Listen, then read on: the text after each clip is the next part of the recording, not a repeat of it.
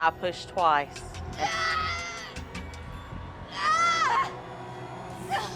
Relief comes over my body. There is no more pain. But then I look down and I see the baby's face. And I'm in shock. How did I just have a baby? I had all my periods, was on birth control. I had lost 30 pounds.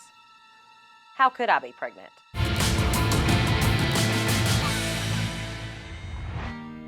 In March of 2008, 23-year-old Nicole returns home, looking forward to a new chapter in her life after a split with her husband of 3 years. Me and my husband weren't really working out. I missed my family. I wanted to be home with my family. I missed you so much. Me and my mom are best friends. I was thrilled, excited to have my daughter back. Nicole's stepfather and 17-year-old brother Stephen are also there to help her start a new life. It was best for her just to come back and regroup with the family and get herself back on solid ground and start fresh. A couple of weeks after she returns home, Nicole gets her period, but she is concerned because it's much lighter than usual. It was on the date that it was supposed to. It was just a little bit lighter. Me and my husband weren't using any protection. Now that they are separated, Nicole is not ready for a child, and she is worried about being pregnant. I had went and got myself a pregnancy test, took it, and it came up negative. So I was kind of relieved. After that, I would get my period once a month, just a little bit lighter. In April, less than a month after returning home, the physical stress of the move catches up with Nicole, and she develops back pain. It would just be a aching, throbbing, just want to lay down. My back. She was unpacking, she was setting her room up, and so the thought of anything other than just physical labor never entered our minds. I just want to get settled. I know. In the middle of summer, Nicole, for the first time in her life, starts suffering from indigestion. She thought it was due to certain types of foods, and so she was trying to change her diet a little bit. I'll just have some tea, Mom. I would pass on all the spicy foods, the garlic, all that type of stuff. But then as time progressed, it seemed like no matter how bland a food she would eat, she was still obtaining the heartburn. I can't. I was worried about her physically because she had lost so much weight. She's 5'4". On an average, she's about 115 pounds. And she had probably dropped to about 100 pounds. By her stepfather's 50th birthday party in September, Nicole has lost a lot of weight and weighs only 95 pounds. Her usual size 5 frame is now barely a size 0. I looked sick. My arms were totally too skinny and my hair wasn't healthy. She had a very difficult separation with her husband. So that's what we really attributed it to, was the stress that she was going through. At the end of October, as Nicole sees her parents off on a 14-day Hawaiian cruise, she starts to feel some pain on her right side. I asked her if she wanted to go to the doctor. She said no, she'd probably be fine, not to worry about it. Maybe just something out of twist, out of place, just take it easy, lay in bed for a few days and it'll go away. You don't need to worry about it. You're going to Hawaii, okay? If she was still feeling these symptoms after our cruise, we could go to the doctor. Nicole's pain goes away. But on October 24th, 4 days into her parents' cruise, the pain returns, waking Nicole in the early morning. Probably around 5, I had gotten up and drank some water. I was feeling like somebody was punching me in the side. Just very sharp pains, like menstrual cramps. I went back to lay in bed and try to relieve some of the pain and just tossing and turning, just trying to get comfortable. Around 9:30, I decided to get up and go into the bathtub to see if a hot bath would relieve some of the pain.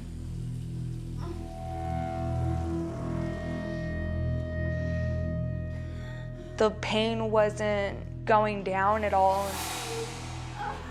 I was really panicked, and I had the urge to push. It wasn't like my decision to push, it was just kind of instinct. My right side was totally hurting.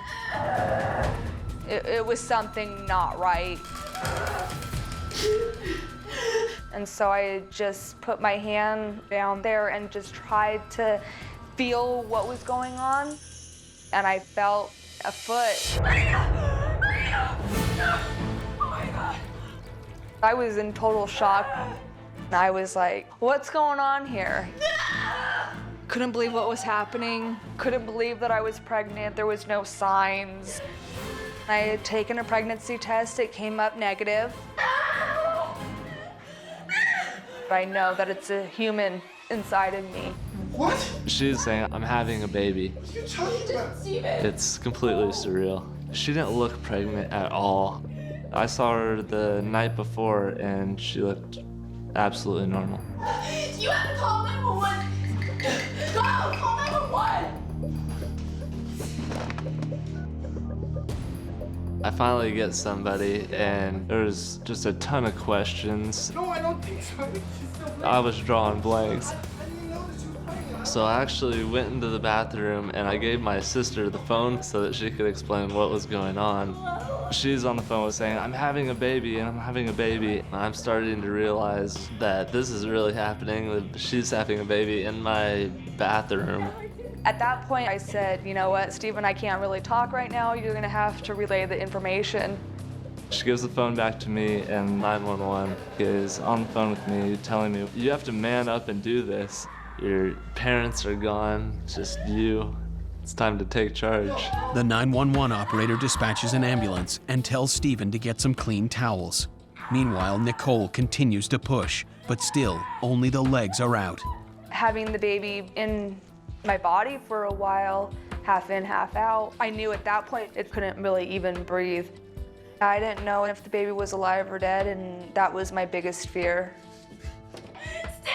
Then Nicole just started screaming that the baby was coming, like it was on its way out.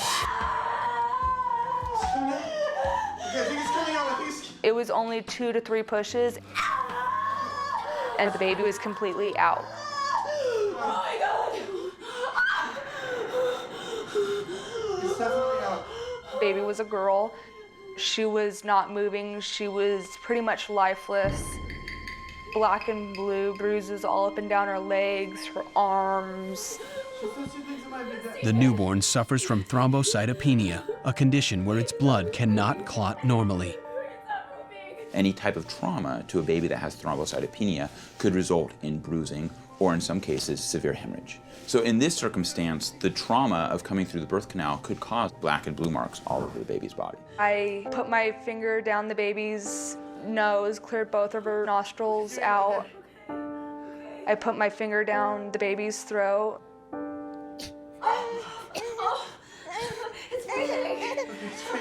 I started crying at that point, knowing that my baby was alive. I couldn't have imagined pushing that little baby out and her being lifeless. It was the best sound that I could have ever heard. At the hospital, doctors won't let Nicole hold her baby because she suffers from a potentially life-threatening condition that prevents her blood from clotting properly. It was torture. I wanted to hold my baby. I wanted that moment, you know, and I didn't have that. Riley spends the next month in the hospital being monitored while she gains weight. She came home a day after Thanksgiving. I was overwhelmed with joy and excitement that I was a mom and that she was doing all right. 22-year-old Claire and her fiancé Pete raise her 2 children in Yorkshire, England. Kieran and Jack are my 2 sons from a previous relationship. Hey, Mummy!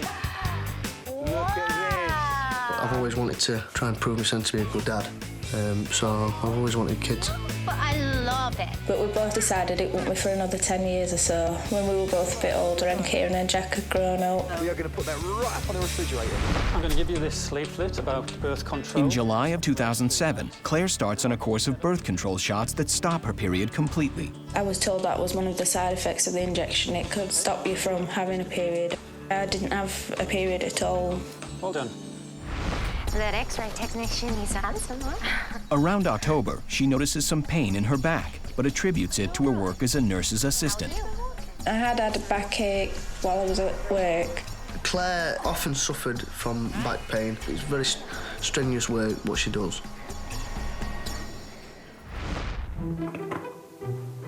In spite of the back pains, Claire remains in good spirits all winter.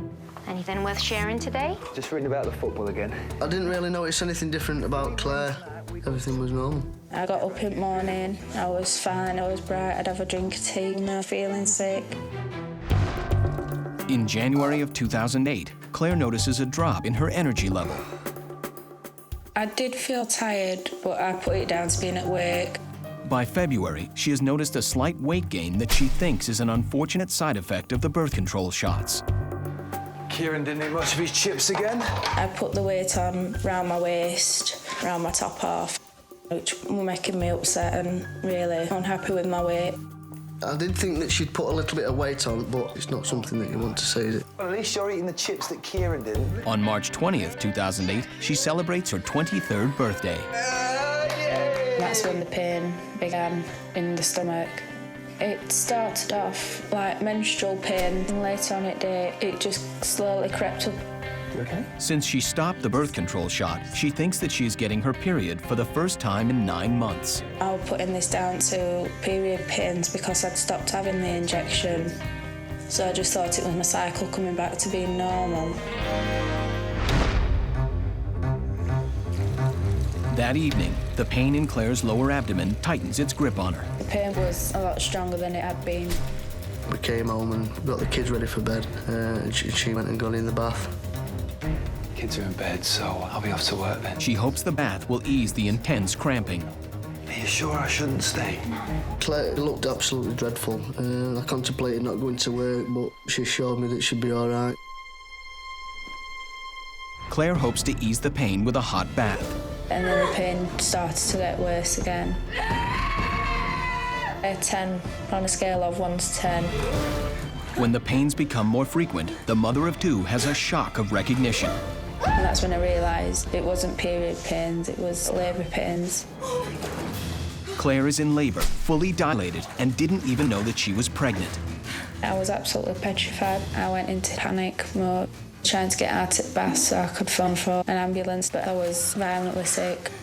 Her water breaks in the tub as the contractions start coming even closer together. It was more panic, and then I thought what had happened when I was having Kieran and Jack. I just went into autopilot, so I need to just be calm and try and do the best I can. Despite her fear and pain, she manages to maneuver herself into a position to deliver.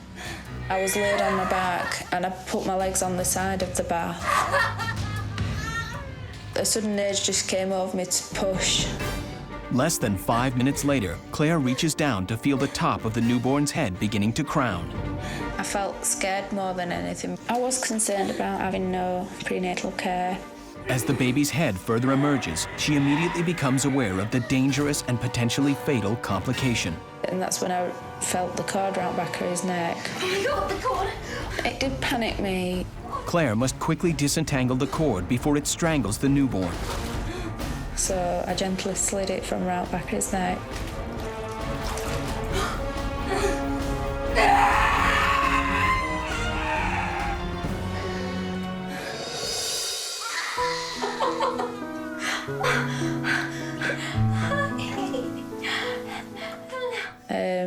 I managed to push the rest of him out and get him up out of the water straight away. Astonishingly, on her 23rd birthday, Claire has delivered a 6-pound, 5-ounce baby boy completely on her own. Happy birthday. When he actually came out, I wanted to cry because I'd done it, and I got another beautiful baby boy.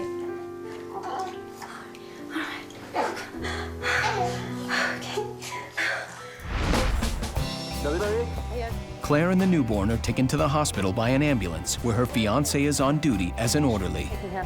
Claire? I looked and it wouldn't register. I said the stupidest thing. Whose baby's that then? It's yours, you knucklehead. So he went as white as a sheet and nearly passed out. He was just shocked, amazed, and really tearful more than anything. 1, 2, 3. Although Claire's not a heavy drinker, she did smoke throughout the pregnancy, along with working a strenuous job. See, I did drink and smoke, and that's the other thing that made me worry, whether any of that had actually harmed him. Is he gonna be all right? Smoking during pregnancy can lead to preterm delivery and low birth weight of the baby. Smoking can also lead to placental issues such as placenta previa, placental abruption, and early rupture of the membranes. Since Claire gave birth at home, she was not equipped to cut the umbilical cord, so the doctor cuts it when he examines her. It's got a strong heartbeat. Great. Thankfully, both are judged to be in perfect health. Claire and Pete named their 6-pound, 5-ounce baby boy Aaron Daniel. He is believed to have been born between 38 to 40 weeks. To think he was full-term because everything was developed. Caitlyn and Kevin don't plan to get married for at least another 4 years, to give Caitlyn time to complete her dental hygienist degree. There you go. She is scheduled to start school in the fall. I wanted to just enjoy my summer before school started. We went to bars, had a big time with friends. I didn't have a care in the world. Because Caitlyn is not ready to have kids, she is on the pill. I was taking birth control every day. My periods were normal and they would last 3 days, and one day would be really heavy and the rest would be just light. In the fall, Caitlyn starts college and also begins a new diet and exercise regimen. I started really getting on a big streak about working out and eating healthier. I was going walking every day, and I started losing weight. I saw the pounds start dropping, and they seemed to drop off real quick because I was down 30 pounds. Caitlyn continues her workouts on a regular basis, but in October, she gets sick several times. Caitlyn started experiencing some nausea and vomiting. Caitlyn thought the reason she was getting sick was because of her allergies. The congestion made her sick. I took some different types of allergy medicine. I didn't think anything else about it.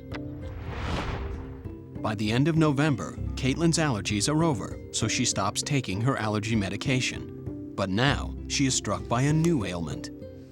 All of a sudden, I got this awful back pain. And I did not know what it was. It felt like somebody had just came up behind me and knocked me in the back. At this point, I'm trying to get prepared for finals, and I'm stressed and overwhelmed.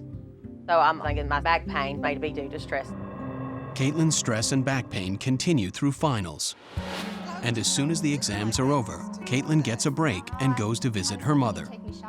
We talked about my weight loss some, that I was doing really good.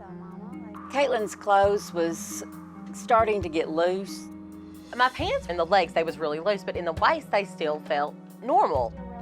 I'm not losing in my stomach, that's why. She was very frustrated about that. I just told her that she needed to concentrate more on her stomach exercises. Caitlyn's winter semester at school goes well until early February when her back pain returns. On February 4th at 7:30 in the morning, I noticed that my back is starting to hurt and I'm cramping really, really bad. I take some aspirin thinking it's gonna ease the pain, and it does for a little bit, but then it hits even worse. I have class, but I decided I'm just gonna lay on the couch and take another nap. And I could not sleep for anything. I was in a ton of pain.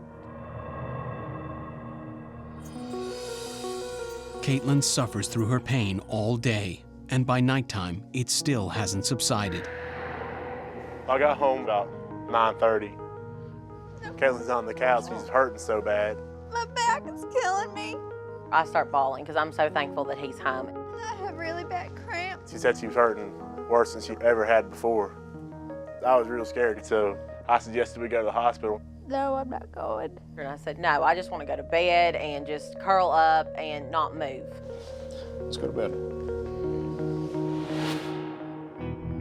I got to sleep for a little bit, but then I started waking up in the middle of the night. I was starting to feel miserable again.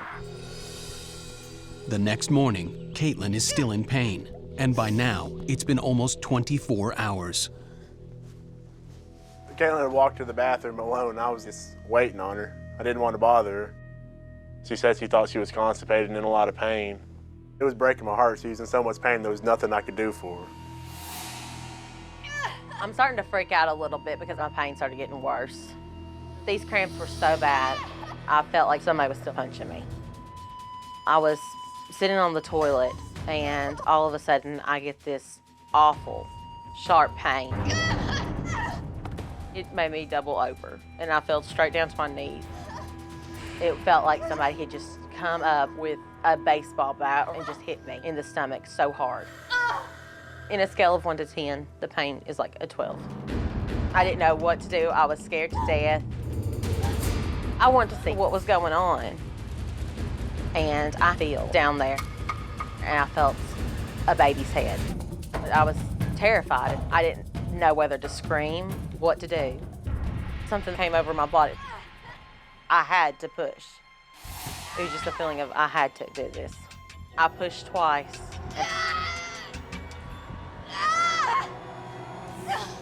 Relief comes over my body. There is no more pain. But then I look down and I see the baby's face. And I'm in shock. How did I just have a baby? I had all my periods, was on birth control. I had lost 30 pounds.